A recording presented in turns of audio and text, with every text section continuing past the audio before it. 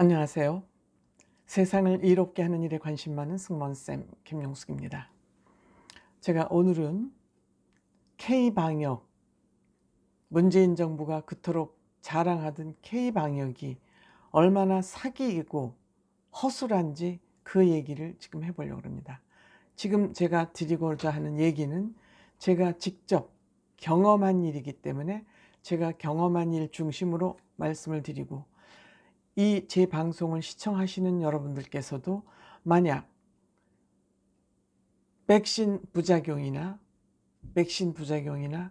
코로나에 양성이 됐다고 생각하시는 분들은 이렇게 해야지 되지 않을까 하는, 그런 혹시 참고가 되지 않을까 하는 그런 생각에서 제가 이 영상을 지금 제작하고 있습니다. 시청하시기 전에 빨간 구독 버튼, 좋아요, 알림 버튼 살짝 눌러주시면 고맙겠습니다. 감사합니다.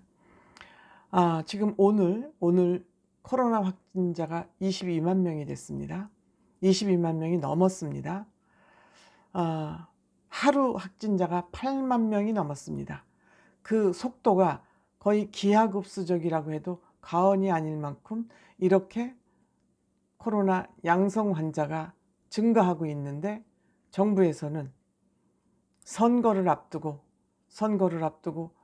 선심을 사기 위해서 영업시간 늘려주고 방역 패스 하지 않고 이렇게 코로나 선심을 쓰고 있습니다. 국민 생명을 담보로 선거에 이기기 위해서 이렇게 나쁜 짓을 하고 있습니다. 이렇게 상황이 중대한데 지금 정부에서는 이기기 위해서 국민들 선심을 사기 위해서 국민들 목숨을 담보로 장난을 하고 있다. 저는 이렇게 생각을 합니다. 그 경험 제가 했습니다. 저희 남편이 21일 날 부스터샷을 맞았습니다. 근데 부스터샷을 맞고 온 지 3, 4일 만에 다리에 힘이 없다고 그러면서 아침 저녁 걷기 운동을 나갔다 오는데 한 3, 4일 지난 다음에 다리에 힘이 없다고 그래서 그냥 대수롭지 않게 제가 넘겼습니다. 그런데 너무너무 하루 종일 밥도 안 먹고 누워서 일어나지도 못하고 그래서 그럼 빨리 병원에 갔다 오세요. 그때만 해도 난 그렇게 심각한 상황인지 모르고 병원에 가서 주사 한 대 맞고 타이레놀 같아요. 타이레놀 처방 받아왔더라고요. 집에 제가 타이레놀을 비상으로 사놓고는 있습니다만, 그래서 그걸 갖고 와서 하루 먹고 이틀치 약을 받아왔어요. 병원에서도 그다지 심하지 않게 생각을 했나 보죠.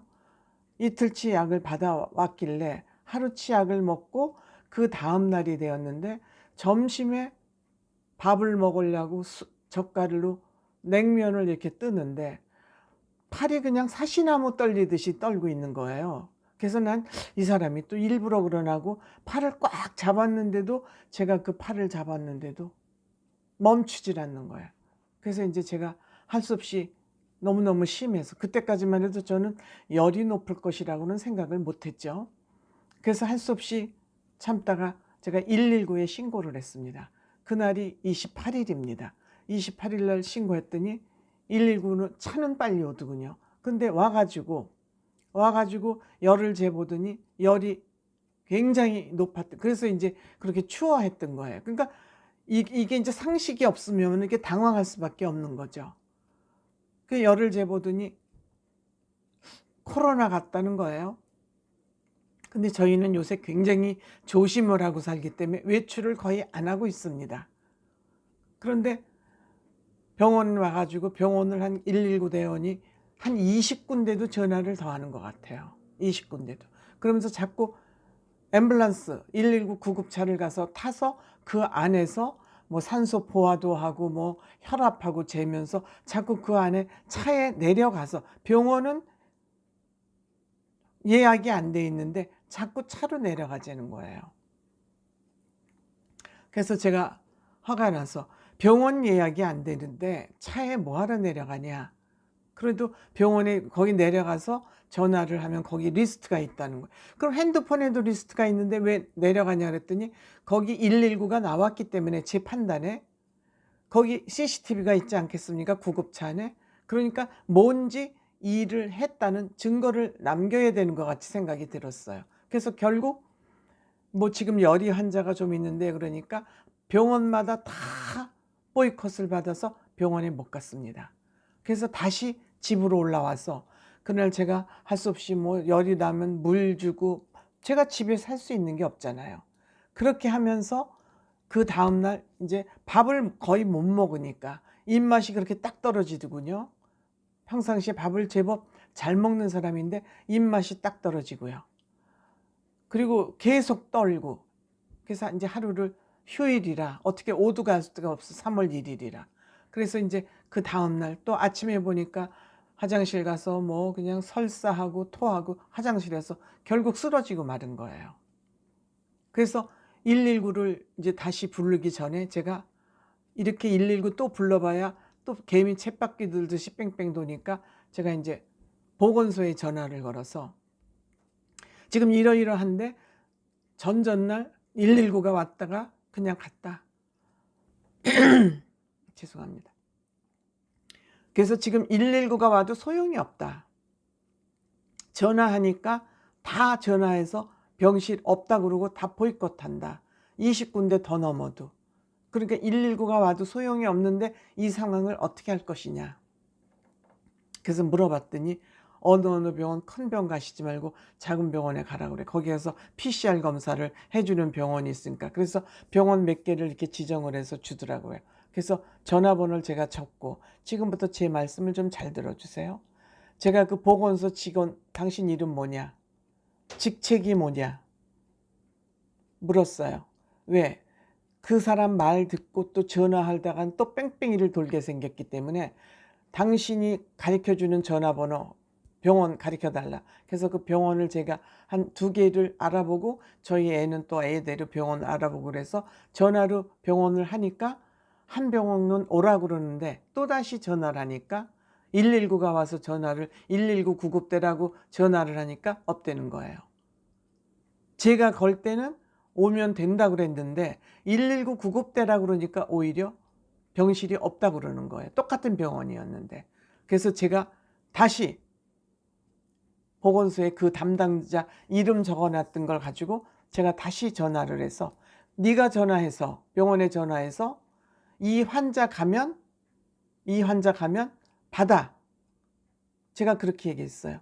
당신이 보건소 직원이니까 병원을 컨트롤하고 있지 않느냐. 그래서 하라고 막 제가 흥분해서 소리를 지르고 그러고 이제 119 구급대원이 온 거를 직접 이제 보건소 직원하고 통화를 시켜주고 그랬어요. 그래서 그 보건소 직원하고 119 구급대원하고 직접 통화를 하더니 여기저기 전화하더니 간신히 세브란스 병원을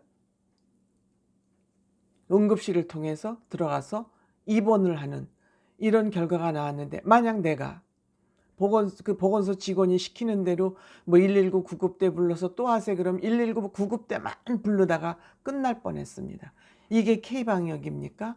이게 문재인 대통령이 입이 마르고 닳도록 선전하던 K방역입니다. 지금 대한민국에 K방역은 다 무너져 있습니다. 그리고 환자들이 뭐 길거리를 오가다가 그 차 안에서 구급차 안에서 사망했다는 그런 소식이 제가 정말 경험을 했다니까요. 그리고 그 입원을 시켜놓고도 뭐 그 세브란스 병원은 크니까 다행이지만 거기 해놓고 들어갈 때마다 PCR 검사를 해야 돼요.